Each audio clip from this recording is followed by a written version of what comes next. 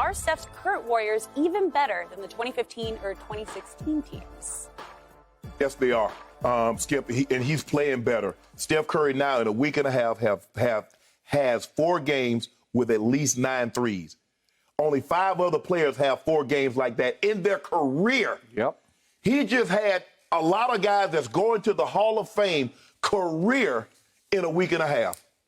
And he's on pace to make 464 threes. His record is 402. And now, Skip, I think the reason why they're better is that they got better shooters, even though Clay is not there yet. Jordan Poole has been a very good player for them. Gary Payton Jr.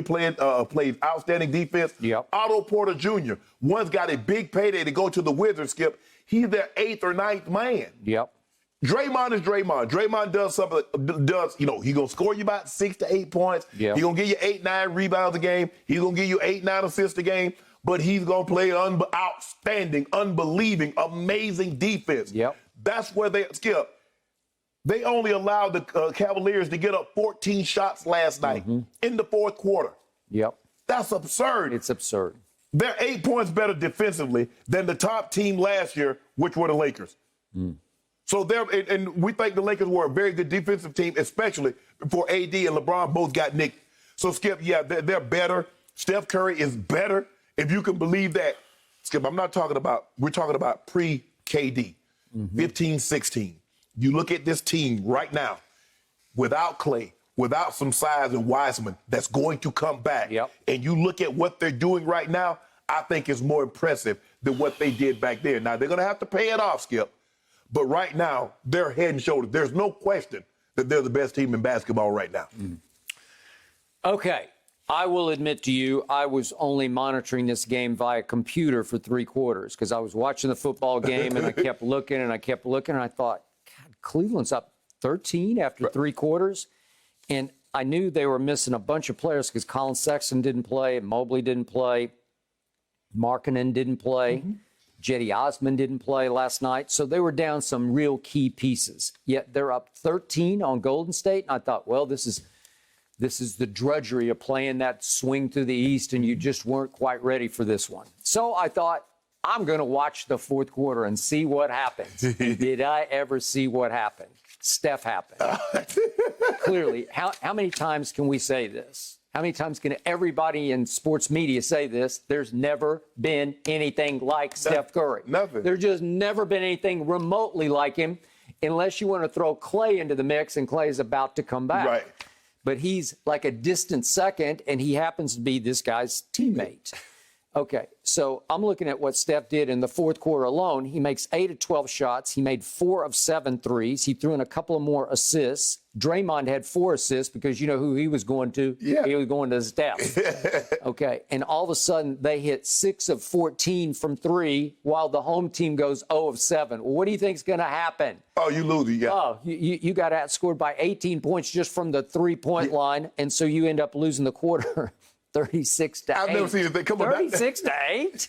Come on, Cavaliers. Where are you? You had them. Please come back. You had them. Right. You know the Cavaliers are feeling. Skip, you up 13. You like, you know what? Even if we just score 25, they score 35. We still got them. Ain't no way that get 8 points. Okay, I got it. 8.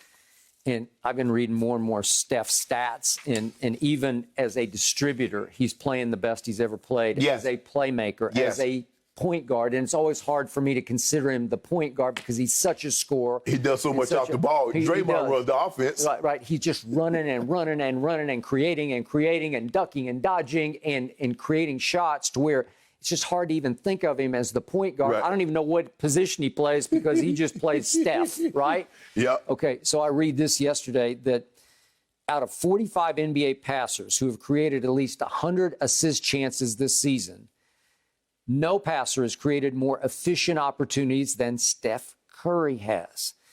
And it goes on to, these are like 4th-level stats, but the opportunities he's created are just ridiculous. And the point of this is that he's turning a lot of players off the bench or players who aren't very productive into very productive players like Draymond and Bielitsa and Otto Porter Jr. and Gary Payton II. They're scoring like crazy because Steph is helping make them way better. He is creating opportunities for them to score.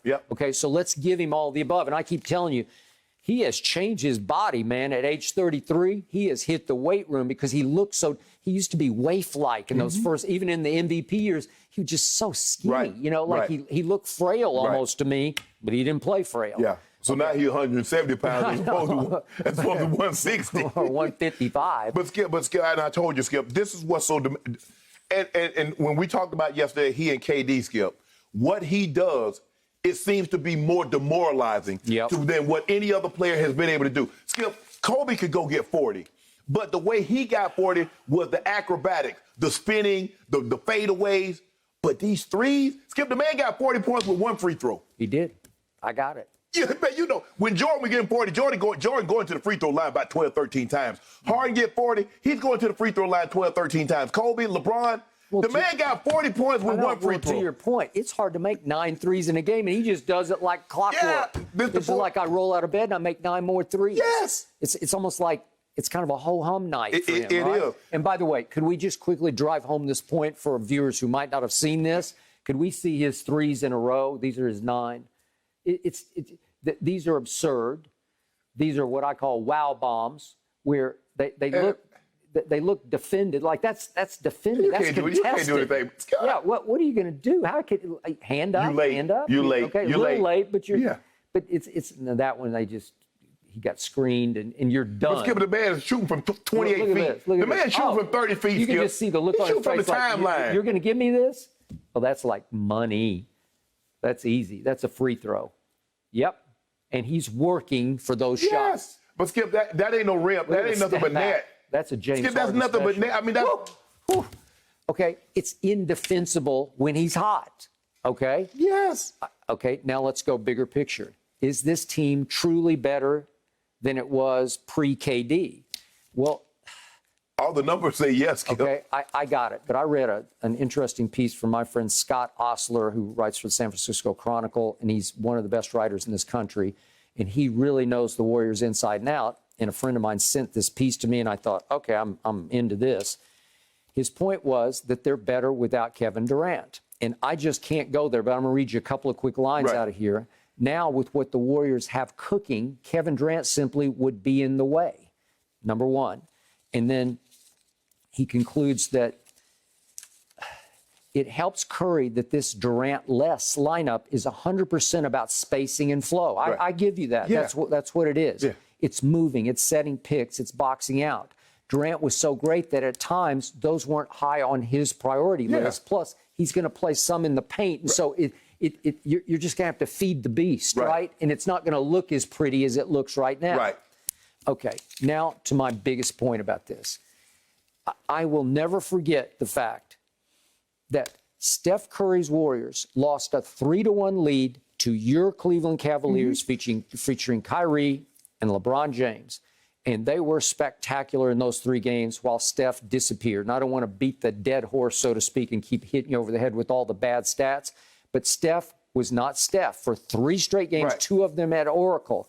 And it got so bad that you told me the anecdote about Draymond fled into the parking lot after Game 7 with his cell phone, calling Kevin Durant almost in tears. We need you. Please come save us. Oh, they were not. They were not as currently constructed with that same team that lost 2016, comes back 2017-18. They're not beating the Cavaliers.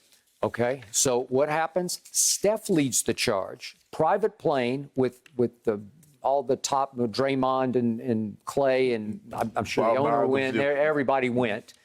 He leads a contingent across country on the 4th of July. It was actually July the 3rd because the bombshell dropped on the 4th. But they flew all the way out to the tip of Long Island where Kevin was summer he probably out there in Sag Harbor. He got a place out there in Sag Harbor. Way out there, okay? It's a long way from San Francisco, trust me, or Oakland, whichever one they flew out of.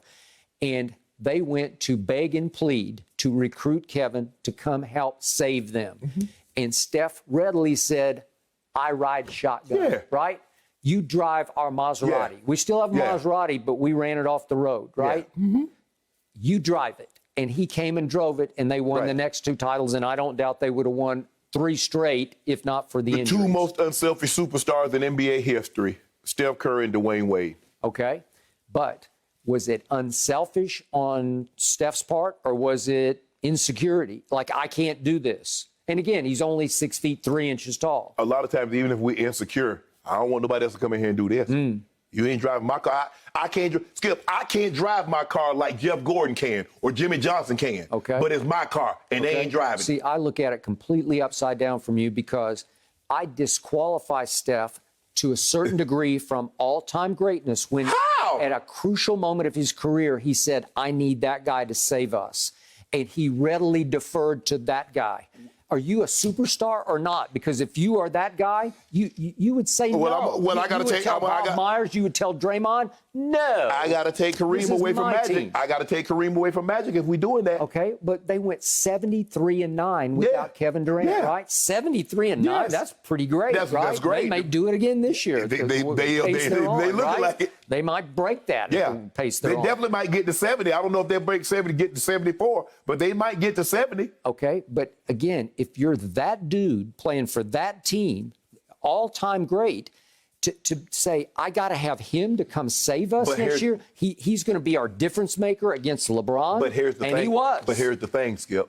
Yes, Steph Curry is historically great, but he was going up against a historically even greater player than he was. So in order for us to win this, let's pair 2 historically greats. Now I got KD, a historically great transcendent Okay, player. so Steph Curry admitted publicly, basically, that I can't beat LeBron by myself with Draymond and Clay. I can't do it. KD admitted publicly, I can't beat LeBron by myself, so I need to go join Steph Curry. Okay, no, he admitted publicly, I cannot overcome Russell Westbrook as my primary decision maker. Okay, I give you that. He needed to leave. But he needed to go join another historically and great transcendent player in order to accomplish what he needed. It can't just be one-sided. It's not, you make it seem like Steph Curry is the only one that benefited. KD benefited. KD did what he did. KD was outstanding. I will never take that away from him. But let's not pretend like he gained nothing by going to the Warriors, because he absolutely gained something. Okay, but here's what he also gained. The weight of the NBA world was on his skinny little shoulders, Yeah. his slim little shoulders, narrow shoulders, Yeah. as they went, and we were there that year, that first go-around versus the KD Right. Warriors versus LeBron and Kyrie. Right.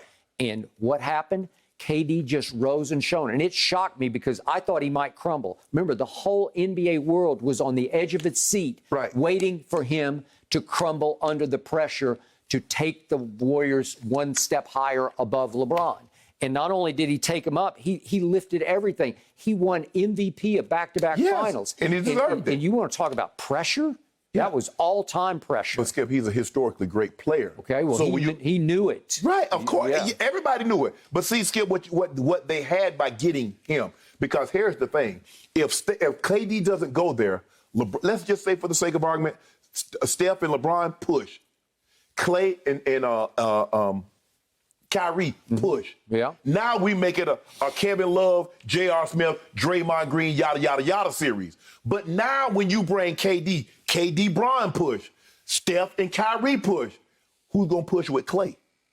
That was the difference in the ball game, because Clay's still giving you 20. Nobody else could give you anything outside of KD, outside of LeBron and Kyrie. So that was the difference. That's why they needed to go get KD, because Steph is a great, great player, historically great, but a LeBron is a greater player. So they're going to cancel each other out. Kyrie and Clay going to cancel each other out. So Kevin Love is going to be the difference maker. Kevin Love is going to be better than anybody else they were going to try out there. There was only one difference maker, and his name was Kevin bleeping Durant. Skip, stop pretending like KD gained nothing by going there. He did. But who hit the money shots in back-to-back game threes in LeBron's house? The money shots were KD's shots.